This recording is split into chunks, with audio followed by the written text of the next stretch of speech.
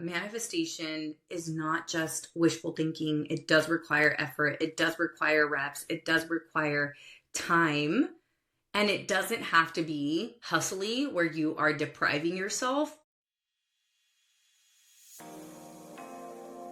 Welcome to the Chingona Revolution podcast, where we will bring out your inner badass Latina, overcome self-doubt, help you gain clarity, and pave your own path, all while leading with courage. I am your host, Latina coach and speaker, Erica Cruz.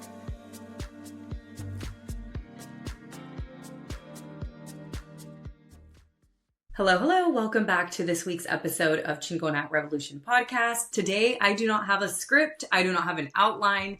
I just had an idea, and I thought it would be interesting to record this and share it with you all. If you are into manifestation, as I am, you have probably heard, decide who you want to be and show up as her.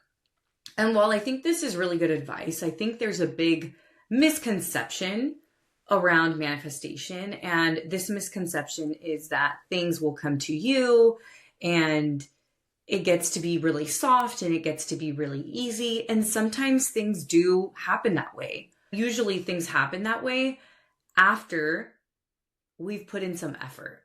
And I'm not telling you that in order to be successful, everything has to be really hard work, because I think a lot of women of color, a lot of women in general are unlearning this belief that things have to be really hard or really difficult or else they can't happen for us, because that's not the case either. But what happens when we really get into this manifestation phase is we almost have this belief that we don't have to put in as much effort or energy. And I thought it would be really fun to share the story about when my business started and why I think it might have blown up so quickly. And then I want to share with you where I'm at now, where I'm making a lot of changes and a lot of pivots to my business, and my business grew really quickly. And then it didn't grow, as in, instead of, I want to say between year 1 and 2, it grew by like 100%. So let's say that I did $100,000 in sales the first year. By the second year, I did 200,000. And then by the following year, it was almost at 500,000. And then it went down, which the average small business ends up closing within the first 5 years. And that's because 5 years is a good span of time in which the economy evolves, right? Year by year. And it's just a good indicator as to whether or not the business will survive. But as I think about the manifestation aspect of things, I think it's really interesting because I have a framework called the BFF method. I have podcast episodes on it. But B stands for belief. Do you have the belief that you can do this? Do you have any competing beliefs? And then the F is for forget reality, forget what is, because if you're manifesting something new, then that means it's not here yet. So you can't look to what is right now. And then the last F is all about focus. Focus on what you want and why you want it, and forget about exactly how it's going to happen and trying to control it, but rather focus on your plan, focus on these other things.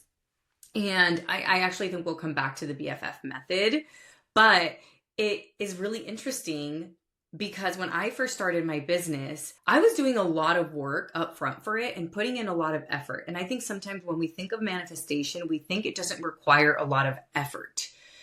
And effort is still required. The reps are still required. You still have to develop skills. You still have to become familiar with what you're doing. You still have to practice it. You still have to get better at it. You still have to fail at it sometimes. And that is exactly how we learn.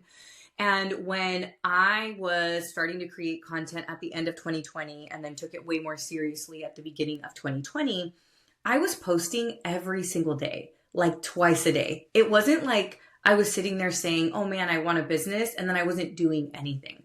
So what I was doing from the manifestation side is I was working on my belief every single day. And I was journaling and I was challenging my own thoughts and I was working on my mindset. And then the other thing I was doing is every day, because this was during the pandemic that I really started to take this seriously. So I had a lot more time on my hands. During the pandemic, it was just such an odd time because everything was closed. I was in California. All the gyms were closed. My office was closed. My family didn't live close to me because I was working in the tech industry, and I was working about an hour and 15 minutes away from where my mom lived and where my cousins live. And what ended up happening is I ended up creating almost this environment in which it was like a self-development bubble. It was almost like a time of hermiting. But one of the skills that I really started prioritizing was visualizing my future. And I kept imagining my future, and I would get really excited about it. And I didn't even know what my business was going to be at the time, but I would see myself helping people. I would see myself making money. I saw myself leaving my job. And I did this every day. Mind you, this is during the pandemic and there was nowhere to go. So I was diligent about this practice, and then I would journal about it, and any doubt that would come up, I would write it out. I was listening to audiobooks. I was going out on walks because it was the only thing I could do. I was creating content 2 or 3 times a day. This is when TikTok was really becoming popular. So I suddenly blew up on TikTok. And from there, I was like, okay, I should probably do something with these followers. So I started hosting these free classes, these free workshops, and I started getting people on an email list. And from there, people started asking if I could coach them. And that is how my coaching business began. But let's say that I was just doing the journaling and I was doing the visualizations or the meditations, but I never once posted. My business wouldn't be here today. So I think sometimes we almost have gone very far to the feminine energy side, which is amazing. And I think it's very important. But every single human being has both masculine and feminine energy. So that doesn't have anything to do with how you identify. It doesn't really have much to do with genders. It's really just that we all have the energy of doing, and we all have the energy of being and receiving. The doing energy, the leading energy is the one that is the masculine energy. And then the feminine energies like receiving, creativity, softness. But we can't be 100% soft, and we can't be 100% just driven, right? We need a balance of both. And what I learned is that I was bringing a balance of both through my visualizations, through my journaling practice, through my mindset practice. I was receiving knowledge with my walks and while I was listening to these audiobooks. And then on the masculine energy side, I was creating content. I was getting better at my skill. I was working on these presentations. I was hosting these classes. So do you see how it wasn't like there was no effort involved? And I think we really underestimate how much effort is required in manifestation. I've heard people say that they are manifesting something, and my immediate reaction to that is, okay, well, if you are manifesting something, are you currently working on feeling worthy of it, right? This is the belief thing that I mentioned earlier. And what physical actions are you taking? Because if somebody else can't see the action you're doing, then you're not actually taking action. Writing in your journal about it and thinking about it is not action. Somebody outside of you needs to see that action, and that is when it counts. And we get so caught up in this like passive learning where, oh, I'm just in the research phase right now. Oh, I'm just observing people. And I was in this place when I had a food blog. I actually overthought starting the food blog for 2 years. If you've listened to any episode, you probably have heard me say that a bunch of times. But the intention here is not to shame. It's not to tell you, oh, you need to hustle or anything like that. The intention here is to pull back the curtains and kind of share with you what it was that led to me having a business. And as I mentioned earlier, my business kind of blew up. I had way more demand for my coaching business than I could even serve, than I could fulfill. And that is when I decided to leave my tech job.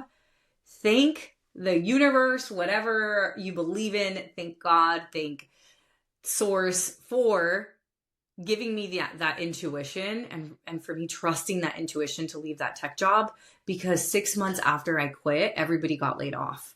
So not to say, I mean, hey, if I would have stayed, maybe getting laid off 6 months later would have given me the ultimate push, but my intuition was definitely in the right place to leave that job behind. And that's a common question I get a lot from clients. And I never advise people leave a job, especially if they haven't built a business yet. I would never suggest, oh, leave your job to follow your dream. I get that from a purpose perspective or even a manifestation perspective, that might make sense. But we also live in this capitalistic society where we have bills to pay and we need a place to live. We need food to eat. I mean, we have people who depend on us.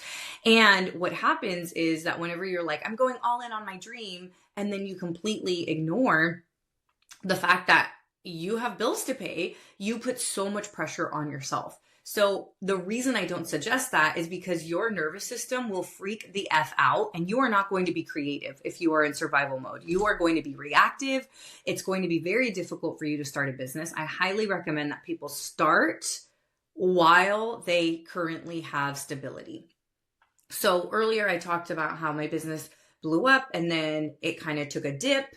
And I feel like I'm at the beginning stages of it expanding again.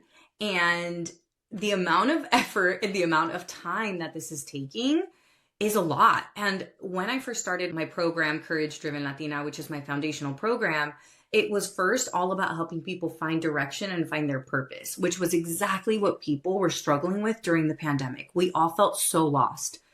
But that's not where people are anymore. And things evolve and things change. And even though I manifested this amazing business, I now have to manifest the new version of it. And it does require a lot of effort. So what I realized was once people found their purpose, it wasn't just about finding their purpose or finding clarity. It was all about building the courage to actually follow it. So then I introduced something called the Courage Project in my programs, where I would support them with a courage project that was helping them do the thing that scared them. Whether this was launching a podcast or pivoting in their career or working on their confidence or starting the business or creating content on social media. And people were able to pick their paths. And while that worked and served for a while, it wasn't working anymore. And I really had to take a step back and say, okay, I'm talking to people who want to be business owners, but I'm also talking to career pivoters. And I was just talking to so many different people. And I had to really take a step back and look at, okay, who are the most successful people in my program? And the people who had the most success, and not successful, I mean, who got the most amount of results, who benefited the most from the program. And it was always the people who were building their personal brand or creating content to start a business. So I decided that is what I'm going to focus on. So a few months ago, I pivoted CDL to now be a content/personal branding program, which required, oh my gosh, so much effort. It required that I pretty much threw away the curriculum that I spent so much time developing. We had a whole Courage Project plan. I had to throw all of that away. And that came with grief. And that came with like, damn, there's all this effort that I had already put in. And I've got to let it go now. But this is part of being a business owner. You have to be able to pivot. You have to be able to transition. You have to be quick with it too. And honestly, I waited way too long. I should have probably done this a long time ago. But as we speak, I have about 80% of the new curriculum recorded. And dang, is it good. And dang, do I wish I would have done this sooner. And now I'm so grateful that I'm doing it now. So even though I'm in the process of what I would consider manifesting this new version of the program, this isn't me just lighting candles and wishful thinking. No, this is me, journaling in the morning. Yes, meditating whenever I'm getting stressed out. Yes, working out and maybe going on walks. But I'm also actually recording the new curriculum and I'm letting it be done imperfectly.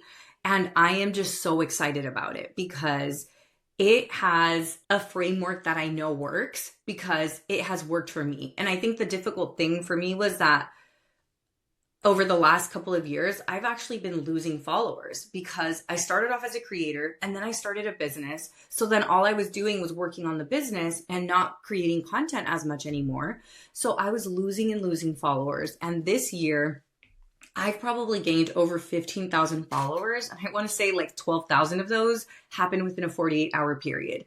So the tools that I used and the frameworks that I used for myself are what I am giving to my clients. And I cannot wait for them to have this. And even though it took so much effort, I'm like, oh man, human beings are so interesting because We want to stay in the familiar. We want things to feel familiar.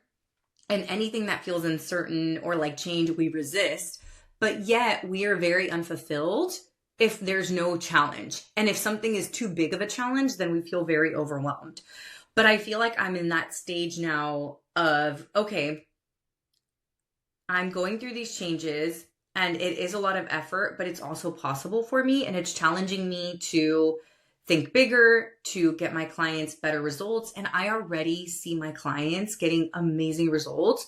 And once this new curriculum comes out, it's only going to be that much better. So all of this to say that manifestation is not just wishful thinking. It does require some effort. I have had to have longer nights than I wanted. And it's not like this is what I'm doing all day, every day, and this is a lifestyle. It is a season.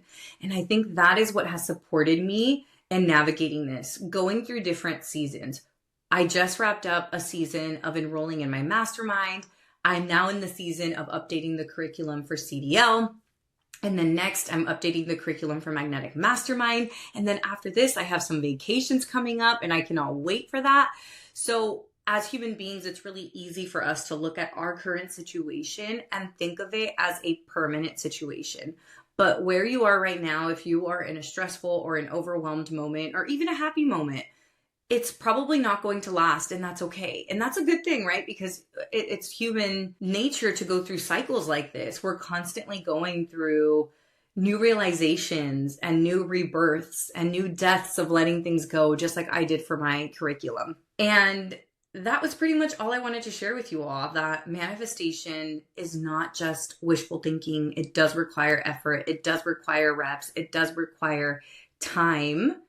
And it doesn't have to be hustly where you are depriving yourself. I do think there's a time and place for journaling, for meditating, for all of these different things. Because if I wasn't doing those regulating practices, it would take me so much longer to create content, so much longer to update this curriculum for my clients. I would just be delaying and delaying and delaying. So if you are in a phase right now where you are knowing that you want to manifest something, I would have you consider the BFF method. What beliefs do you currently have about yourself, about your ability, or if this is even possible? Is there anything that makes you feel unworthy of this manifestation? And check that. Journal on it, challenge it, reframe your thoughts around it. And then the next one is forget reality, because what's happening right now is almost old news. It's a manifestation of the actions and the thoughts and the energy of the past. It's almost like planting seeds, right? If you go outside and plant seeds today, you're not going to see the crops come out today. It's going to happen in maybe a week or maybe a month.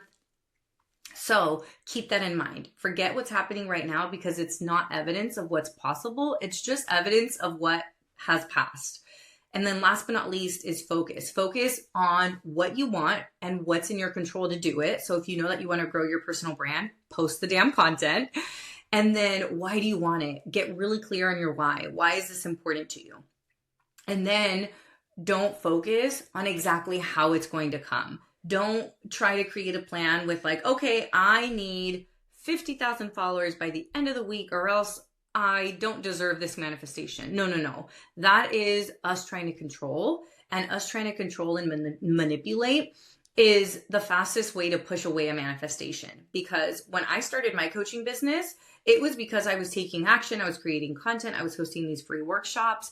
But imagine if in my mind, I was supposed to have a different business. I wouldn't have even have been open to the coaching business. And the reason the coaching business came to my space is because somebody asked if I offered coaching, and I was like, what's coaching? And then I looked it up, and then I joined a program, and I was like, oh my gosh, this is amazing. I want to do this for my community. And that is how CDL was born. Okay, friends, I hope you found this podcast episode helpful and valuable, and I will see you in next week's episode. Thank you so much for joining me this week. Make sure to visit theericacruz.com. That's Erica with a K, where you can subscribe to the show so you'll never miss an episode. You can help this podcast grow by supporting me with an Apple Podcast rate and review. If you took anything away from this episode, I invite you to take a screenshot and share it on social media so that your favorite badass Latinas can also check it out. Be sure to tag me at the Erica Cruz. That's Erica with a K because you know I want to see it. If you're ready to join the revolution and be a part of the Courage Driven Latina community, visit couragedrivenlatina.com to get more information and join the waitlist. Thanks again, and I'll see you next week.